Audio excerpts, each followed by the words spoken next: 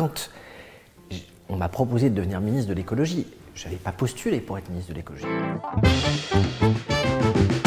Quand j'ai reçu ce coup de fil d'Elisabeth Borne, au début du mois de juillet, pour m'expliquer qu'avec le président de la République, il pensait à moi pour assumer cette responsabilité et pour coordonner le logement, le transport, la biodiversité, j'ai été extrêmement partagé, à la fois en me disant c'est pour ça que je fais de la politique, c'est pour essayer d'être utile, et même si la tâche est compliquée, peut-être parce qu'elle est compliquée, elle vaut le coup.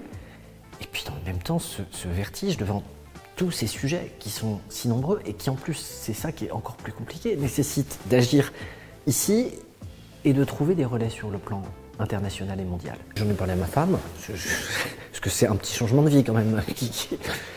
Et j'en ai parlé à mes enfants. En même temps, c'est pas exactement comme si on vous disait écoute, prends quelques jours pour y réfléchir et puis tu me rappelles quand tu as pesé le pour et le contre. Non, on vous demande évidemment de réagir de manière beaucoup plus directe. Donc j'ai pas eu des masses de temps pour une consultation globale, mais je l'ai partagé avec mon entourage immédiat. Moi j'étais maire, presque 10 ans. Je crois qu'il y a quelque chose de comparable quand vous êtes maire et que vous entrez au gouvernement, un footballeur qui est appelé en équipe de France. Vous avez votre équipe de cœur, celle dans laquelle vous jouez, celle dans laquelle vous occupez un poste.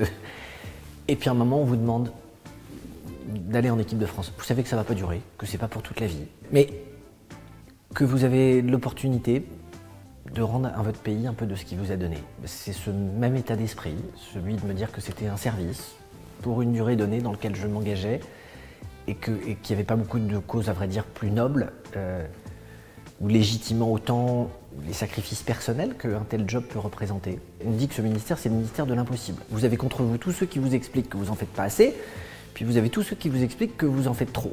Vous avez ceux qui vous disent qu'il faut interdire les jets et ceux qui vous demandent pourquoi vous emmerdez les Français qui se chauffent au fioul ou qui roulent au diesel. Je me lève tous les matins en me disant que je vais faire de mon mieux. Il m'arrive certains soirs de me dire que j'ai à peu près tenu la feuille de route et d'autres d'être parfois un peu fataliste ou de mesurer au contraire, c'est la plupart des cas, tout le chemin qui reste à parcourir.